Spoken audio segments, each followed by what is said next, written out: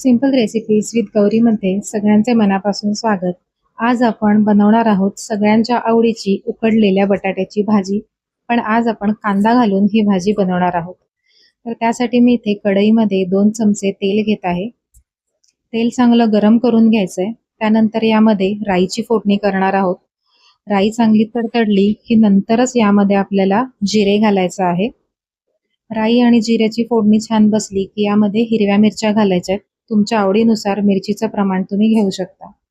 सोबतच कढीपत्त्याची काही पानं अशी चुरून घालायची आहेत, म्हणजे त्याचा छान सुगंध येतो.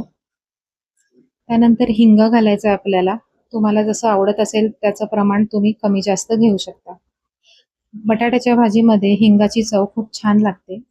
चिरलेली थोडीशी कोथिंबीर मी फोडणीत घातली आहे, त्याचा सुद्धा एक छान फ्लेवर येतो फोडणीमध्ये. आता ही फोडणी थोडीशी परतून घेऊया आपण. मग यामध्ये आपल्याला घालायचा आहे एक चिरलेला कांदा.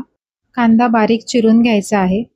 यामध्ये आता घालायचं आहे मीठ, हळद आणि हा कांदा आपल्याला छान तेलावरती खरपूस थोडासा असा परतून घ्यायचा आहे.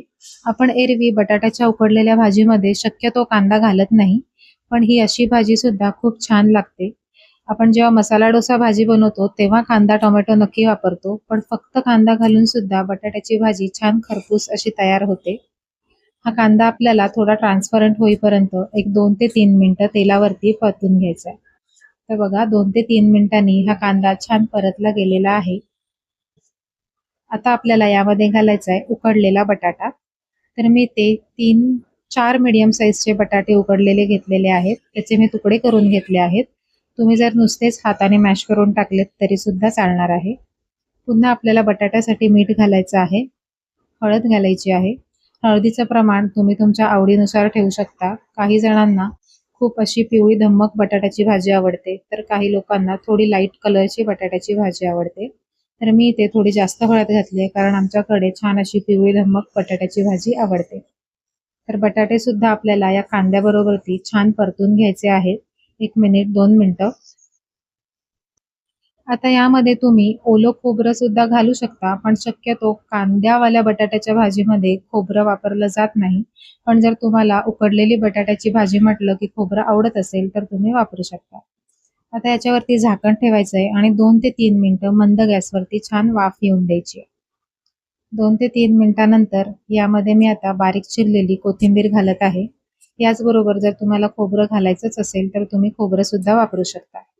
कोथिंबीर घातल्यानंतर पुन्हा एकदा आपल्याला परतून घ्यायचंय. कोथिंबीर सगळ्यात शेवटला घालण्याचे कारण म्हणजे जर तुम्ही झाकण भाजीवर ठेवणार असाल आणि जर वरतून कोथिंबीर भाजीवर पेरली तर ती काळी पडते. त्यामुळे झाकण ठेवून झाल्यानंतर जेव्हा भाजी आपली पूर्ण फायनल होते त्यावेळेला आपल्याला कोथिंबीर घालायची आहे, म्हणजे ती काळी पडत नाही. तर छान इथे ही भाजी मी परतून घेतलेली आहे आणि ही आपली बटाट्याची कांदा घातलेली उकडलेल्या बटाट्याची भाजी तयार झालेली आहे.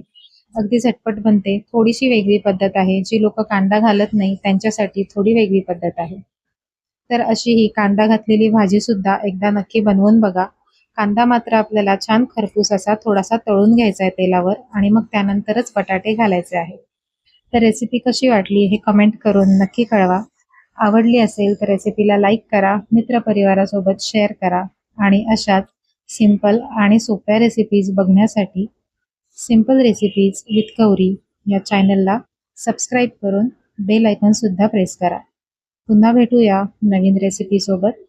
तोपर्यंत नमस्कार.